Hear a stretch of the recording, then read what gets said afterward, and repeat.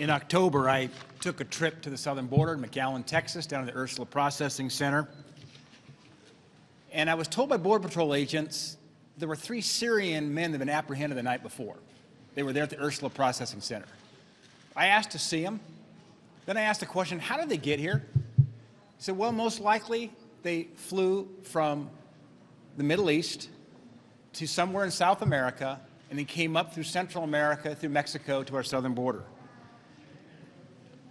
In December, I visited with leaders from the country of Colombia.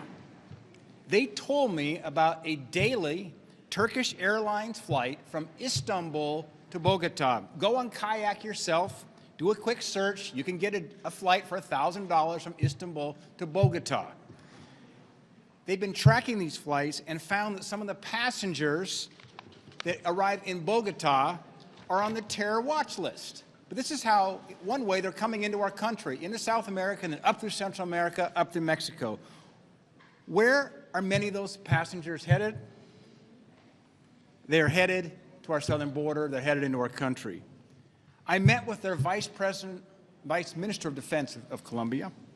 He's deeply concerned that terrorists from the Middle East and Africa are using Colombia as a stop along their way to our southern border.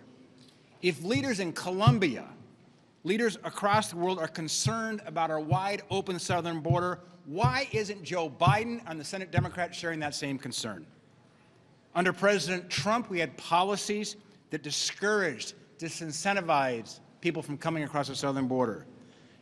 President Biden and Senate Democrats have done nothing to fix this. They're complicit. They've only made it worse. It is time to make these policy changes. It's urgent. The time is now.